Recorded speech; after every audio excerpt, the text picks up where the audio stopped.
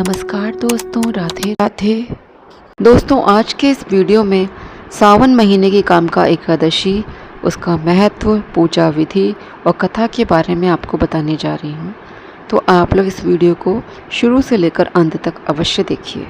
सावन माह में कृष्ण पक्ष की एकादशी को कामिका एकादशी कहा जाता है। इस बार कामिका एकादशी व्रत 24 जुलाई रविवार को रखा जाएगा। सावन माह में आने वाली कामिका एकादशी का बड़ा महत्व है। मान्यता के अनुसार एकादशी का व्रत करने से समस्त देवी देवताओं की पूजा करने जितना फल मिलता है। जो लोग कामिका एकादशी के दिन भगवान विष्णु की सच्चे दिल से पूजा अर्चना करते हैं, उन्हें पुण्य की प्राप्ति होती है। अगर कोई व्यक्ति साल भर भगवान विष्णु की पूजा न कर पाए और वो कामिका एकादशी के दिन भगवान विष्णु की पूजा करता है, तो उसे गंगा स्नान करने जितना पुण्य फल भी मिलता है। तो चलिए जानते हैं कामिका एकादशी व्रत की पूजा विधि, मुहूर्त, महत्व और कथा। कामिका एकादशी व्रत का मुहूर्त। एकादशी तिथि का आरंभ 23 जुलाई 11:28 पर।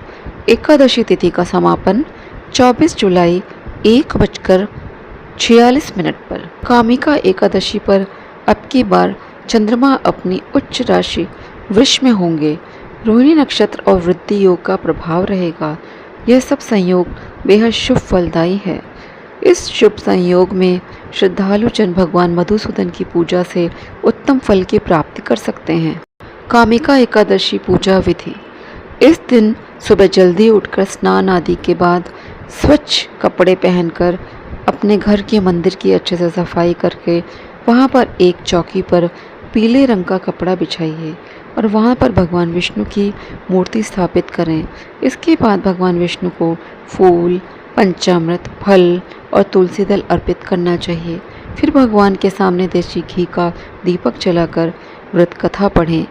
कथा करने के बाद आपको भगवान विष्णु को माखन मिश्री का भोग भी लगाना चाहिए। अंत में आरती के साथ पूजा करें। मान्यता है कि जो व्यक्ति कामिका एकादशी का व्रत रखता है, उसे अपने जीवन के सारे पापों से मुक्ति मिल जाती है। साथ ही भगवान विष्णु का आशीर्वाद भी ऐसे व्यक्ति पर बना रहता है। इस व्रत को रखने वाले व्यक्ति को यमराज के दर्शन नहीं होते हैं, उन्हें उत्तम लोक की प्राप्ति होती है। साथ ही प्रताड़नाओं का सामना भी नहीं करना पड़ता है। इस व्रत को रखने से वाजपेयी यज्ञ करने का फल प्राप्त होता है। पुराणों में वाजपेयी यज्ञ को बहुत ही श्रेष्ठ बताया गया है। इस दिन भगवान विष्णु के समक्ष तुलसी की मंजरी चढ़ाने से व्यक्ति पाप मुक्त होता है। लेकिन इस बात का ख्याल रखें कि एकादशी के दिन तुलसी को हाथ न लगाएं, इसलिए आप इसे पहले से ही तोड़कर रख लें।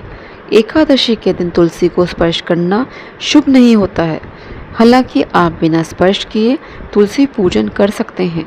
ऐसा करने से आपको भगवान विष्णु के साथ माँ लक्ष्मी का भी विशेष आशीर्वाद प्राप्त होगा। कामिका एकादशी व्रत कथा।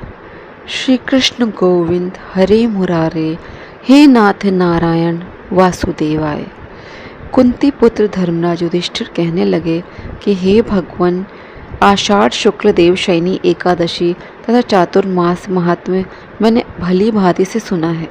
अब आप कृपा करके श्रावण कृष्ण एकादशी का क्या नाम है सो बताइए। श्री कृष्ण भगवान कहने लगे कि हे युधिष्ठिर, इस एकादशी की कथा एक समय स्वयं ब्रह्मा जी ने देवर्षि नारद से कही थी, वही मैं तुमसे कहता हूँ। नारद जी ने ब्रह्मा जी से पूछा था कि हे पितामह, श्रावण मास के कृष्ण पक्ष की एकादशी की कथा सुनने की मेरी इच्छा है। उसका क्या नाम है, क्या विधि है और उसका महात्म्य क्या है, सो कृपा करके कहिए। नारद जी के ये वचन सुनकर ब्रह्मा जी ने कहा, हे नारद, लोगों के हित के लिए तुमने बहुत सुंदर प्रश्न किया है।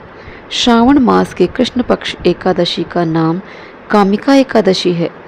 उसके सुनने मात्र से वाजपेयी यज्ञ का फल मिलता है। इस दिन शंख, चक्र, गदाधारी विष्णु भगवान का पूजन होता है, जिनके नाम श्रीधर, हरि, विष्णु, माधव, मधुसूदन है। उनकी पूजा करने से जो फल मिलता है सो सुनो। जो फल गंगा, काशी, नैमिषारण्य और पुष्कर स्नान से मिलता है वह विष्णु भगवान के पूजन से मिलता है। जो फल सूर्य व चंद्र ग्रहण पर कुरुक्षेत्र और काशी में स्नान करने से, समुद्र वन सहित पृथ्वी दान करने से, सिंह राशि के बृहस्पति में गोदावरी और गंडकी नदी में स्नान से भी प्राप्त नहीं होता, वह भगवान विष्णु के पूजन से मिलता है। जो मनुष्य श्रावण में भगवान का पूजन करते हैं उनसे देवता, गंधर्व और सूर्य आदि सब पूजित हो जाते हैं। अतः पापों से डरने वाले मनुष्यों को कामिका एकादशी का व्रत और विष्णु भगवान का पूजन अवश्यमेव करना चाहिए।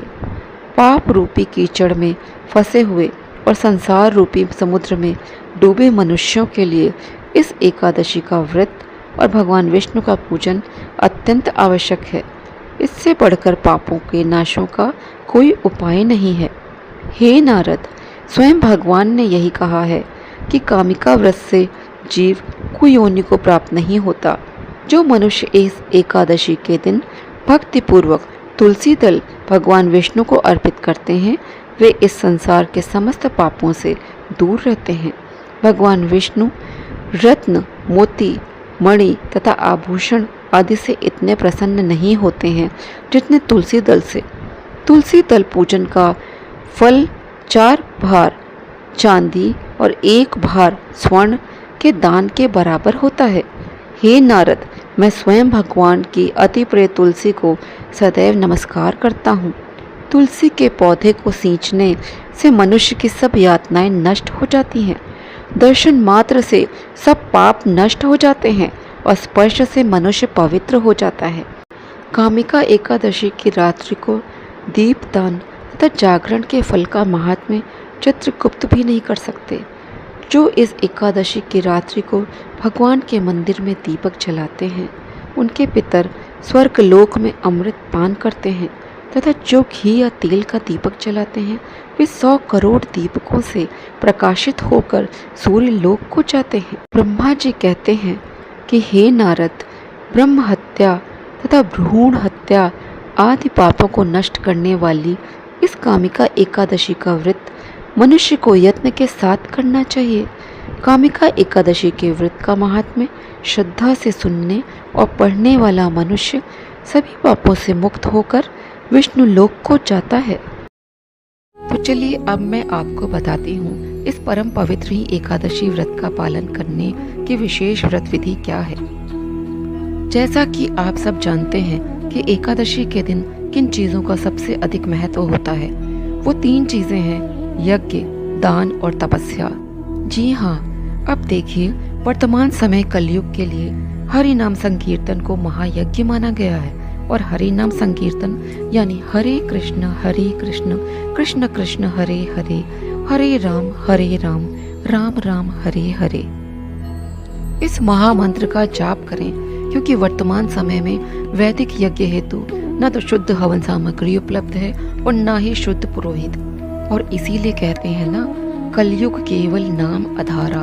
तो जो भी व्यक्ति एकादशी का पालन करना चाहता है उसे एकादशी के दिन कृष्ण महामंत्र का अधिक से अधिक मात्रा में जप करना चाहिए। इस दिन आप अपने समय और क्षमता अनुसार हरे कृष्ण मंत्र का जाप करें। 4 माला, 8 माला, 16 माला या 25 माला का जाप भी आप कर सकते हैं। दूसरा महत्वपूर्ण कार्य है तपस्या, लेकिन यहाँ मैं आपको हिमालय पर्वत पर या किसी जंगल में जाने के लिए तपस्या करने के लिए नहीं कह रही हूँ। तपस्या का अर्थ है अन्न का त्याग करके संभव हो तो संपूर्ण उपवास करना, और यदि संभव ना हो तो एकादशी प्रसाद, फल, दूध इत्यादि के साथ व्रत धारण करना।